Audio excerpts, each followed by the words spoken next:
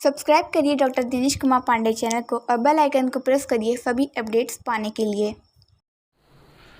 प्यारे साथियों, आप सभी का स्वागत है। मैं डॉक्टर दिनेश कुमार पांडे। साथियों, आज हम बात करने आए हैं खास तौर पर उन अपने साथियों के लिए जो हमारे डीएलएड बैक प्रशिक्षु साथी थे। अब उनके सामने अब क्या करें, यह एक यक्ष प्रश्न उनके सामने आ गया है। यहाँ पर डीएलएड बैक पेपर के बारे में मैं बात इतना करना चाहूँगा कि आपके लगभग 36% यानी 35.8 के करीब परीक्षार्थी या प्रशिक्षु साथी मात्र उत्तीर्ण हुए हैं। बाकी सारे साथियों को अनुत्तीर्ण किया गया है। एक उनकी स्थिति यानी बैक में जिनका पुनः बैक लगा है उनके सामने क्या किया जाए, और एक वो साथी जो बैक परीक्षा क्लियर कर लिए हैं अर्थात बैक परीक्षा में उत्तीर्ण हैं, उनके लिए भी कि अब क्या किया जाए, किसकी तैयारी की जाए, किस तरह से आगे हम अपनी रणनीति को बनाएं। तो इसी सब को लेकर मैं आज ये वीडियो लेके आया हूँ। तो यहाँ अगर आप पूरा देखेंगे तो आप देखेंगे इस पूरी वीडियो में सिर्फ आपके लिए मैं कुछ महत्वपूर्ण टिप्स और आपके शंकाओं का, आपके संशय का, संदेह को दूर करने का प्रयास करूंगा। चलिए बात करते हैं। सबसे पहले तो मैं बैक प्रशिक्षु साथी अर्थात बैक परीक्षा के ऊपर ही सबसे पहले मैं बात करता हूं। जैसे अभी मैंने बात किया कि आपके डीएलएड बैक पेपर में लगभग 36% परीक्षार्थी उत्तीर्ण हुए, और जो प्रशिक्षु साथियों से हमारी बात हुई, बहुत सारे प्रशिक्षु साथियों ने फ़ोन पे बात किया, बहुत सारे ने अपने कमेंट में रिप्लाई दिया, और कुछ लोगों ने अपने पर्सनल व्हाट्सएप या अदर सोशल साइट से जो मैसेज किया। तो यहाँ स्थिति ये है, इन साथियों यानी आपके साथियों, आपके हमारे जो भी डीएलएड के साथी हैं, जो भी हमारे प्रशिक्षु हैं, उनकी बातों से ये निकल के आता है, अर्थात उनके आधार पर ये एक प्रश्न उठता है कि मूल्यांकन पर ही प्रश्न चिन्ह उठता है कि क्या ऐसा मूल्यांकन कि मात्र 35% प्रशिक्षु, कई प्रशिक्षु साथियों का कहना है कि हमारा 25 में 16-17 अंक आना चाहिए था, लेकिन पिछले पेपर में 8-9 नंबर मिला था, उसी में उतने ही नंबर पुनः आ गए या उससे भी कम आ गए। तो ये अब एक, मैं इस पर बहुत ज़्यादा विश्लेषण नहीं करना चाहूँगा, कोई कमेंट नहीं, लेकिन जो साथियों की बातें निकल के आ रही हैं तो वहाँ पर प्रश्न चिन्ह किस पर, जो मूल्यांकन की प्रक्रिया है उस मूल्यांकन की प्रक्रिया पर प्रश्न चिन्ह उठता है। बहरहाल वो प्रक्रिया है। अब यहाँ मैं पुनः एक बार वापस आऊँगा कि जिन साथियों का पुनः बैक लगा है, मैं मानता हूं कि मानसिक रूप से वो व्यथित होंगे, परिवार से, समाज से, अपने चिर परिचितों से, नाते रिश्तेदारों से उनको सुनने को मिलता होगा। लेकिन पुनः मैं ये कहना चाहूँगा कि आप सिर्फ धैर्य रखिए, और ऐसा नहीं है कि यहीं पे सारी चीज़ें खत्म हो गई। एक दो साथियों ने तो स्थिति इस तक अपनी लीला समाप्त करने तक की बात कह दी, तो ऐसा बिल्कुल ना करें। मैं आपको ये कहना चाहूँगा कि इस तरह के कदम वो आपके आत्मबल की कमजोरी को परिलक्षित करता है। क्या आप इतने कमजोर हैं? नहीं, बिल्कुल नहीं। आप अपने को या अपने आत्मबल को और मजबूत कीजिए। इसलिए जो पुनः बैक आया है और पुनः बैक में जिनका एक या दो विषय में बैक पुनः लगा है, तो उनके लिए मैं बता रहा हूं। आप देखिए आपके स्क्रीन पर, ये मैं यूपी डीएलएड का जो कॉन्स्टिट्यूशन है, नियमावली है, मैं उसका ये अंश आपको दिखा रहा हूं कि यहां पर आप देखेंगे कि ये आपका, कि इसमें बहुत क्लियर लिखा हुआ है कि यदि परीक्षा के एक या दो विषय में अनुत्तीर्ण होता है तो वह इन परीक्षाओं के साथ साथ अगली परीक्षा यानी अगले सेमेस्टर की परीक्षा के लिए वह एलिजिबल होगा। तो जब आप थर्ड सेमेस्टर के लिए एलिजिबिलिटी को रखते हैं तो आप यूपी टेट के लिए भी एलिजिबल हैं। तो मैं ये कहूँगा 1 या 2 विषय में हैं तो यूपी टेट में वह आवेदन कर दें। आप तैयारी कीजिए।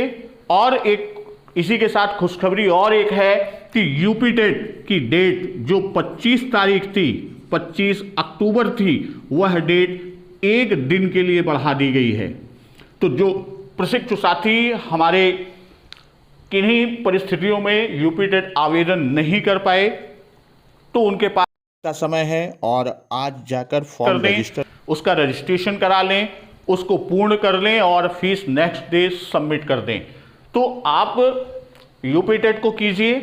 आपकी तैयारी विशेषकर जो प्रशिक्षु साथी हैं वह चाहे वो डीएलएड का पेपर हो, यूपी टेट का हो, उनको विशेष समस्या गणित में आ रही है। तो आपके लिए हमने ऐप लॉन्च किया है और उस पर सीडीपी हिंदी और मैथ्स के खंड को लेकर मैं चल रहा हूं।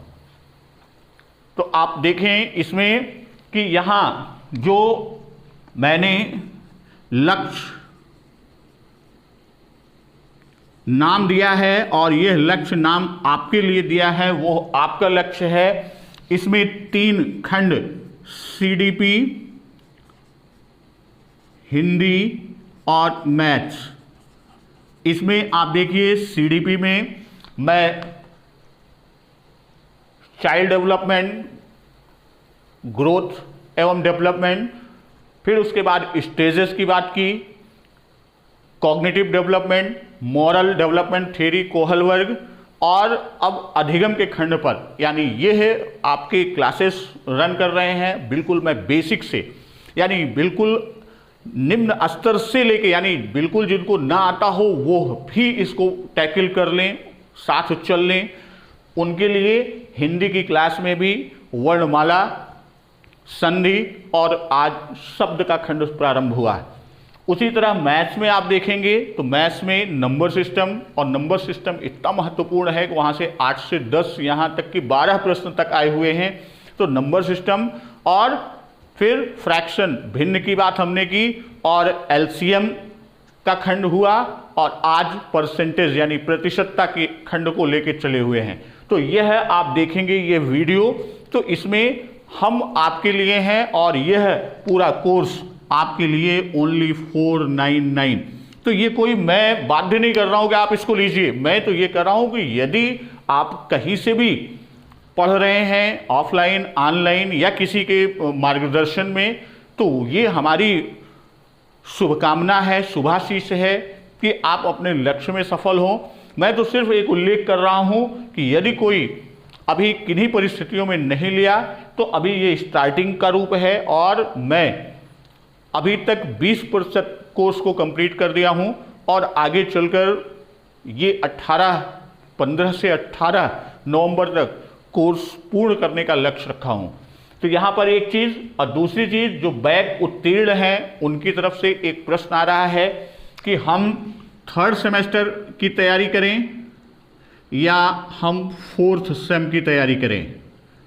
तो यहाँ अपने इन साथियों के लिए मैं ये कह दूं कि जैसा पहले सोशल साइट्स पे और अन्य जगह पे था कि 2nd सेमेस्टर क्लियर करते ही हम प्रमोट कर दिए जाएंगे, तो अभी आप अपने को, मैं तो ये कहूँगा कि आपके सामने अभी पहला लक्ष्य है यूपी टेट। जो हमारे उत्तीर्ण साथी हैं तो आपका पहला लक्ष्य यूपी टेट है, और अभी 3rd और 4th सेम के अंदर तनाव को मत लीजिए। इस पर जैसे ही कोई लेटर आता है, अभी तक कोई इस पर पत्र निर्गत नहीं हुआ, जैसे ही पत्र निर्गत होता है वह अपडेट लेकर मैं आपके सामने आऊँगा। तो यहाँ पर ओवरऑल मैं ये बताऊँ, आप किसी भी तरह से अपने अंदर निराशा ना उत्पन्न होने दें, हताशा उत्पन्न ना होने दें, किसी भी प्रकार का नर्वसनेस नहीं आना चाहिए। आप अपने को किसी भी प्रकार कमज़ोर मत कीजिए, बल्कि आप अपने अंदर सकारात्मकता को लाइए। अगर हमारा बैक में भी पुनः बैक आया है तो कोई दिक्कत नहीं, क्योंकि आप अगले सेमेस्टर की परीक्षा के साथ बैक पेपर देकर, और यूपी टेट आपका लक्ष्य होना चाहिए, यूपी टेट आप निकाल लेंगे। यदि 1 या 2 विषय में बैक है तो आप यूपी टेट की तैयारी कीजिए और उसके साथ साथ जब आपका एग्ज़ाम होगा उसके साथ बैक की परीक्षा देके आप अपने लक्ष्य को प्राप्त कर लेंगे। तो एक बार पुनः आप लोगों को मैं सिर्फ ये कहना चाहूँगा कि किसी भी प्रकार की निराशा, किसी प्रकार की ग्रंथि कॉम्प्लेक्स अपने अंदर डेवलप न होने दें और आप अपने लक्ष्य पर एकाग्र चित्त होइए।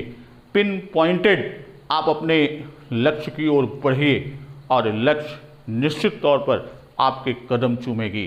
तो एक बार पुनः सिर्फ और सिर्फ आप परिश्रम कीजिए, परिश्रम के अलावा और कोई दूसरा उपाय नहीं है। तो हम आपके साथ लगे हुए हैं और आप खुद परिश्रम कीजिए और मिलजुल कर चलेंगे तो वह लक्ष्य की ओर हमको नित नए निकट पहुंचाता जाएगा। तो इन्हीं शब्दों के साथ मैं आपको पुनः शुभाशीष और मंगल कामना देता हूं। धन्यवाद। वंदे मातरम। सब्सक्राइब करिए डॉक्टर दिनेश कुमार पांडे चैनल को और बेल आइकन को प्रेस करिए सभी अपडेट्स पाने के लिए।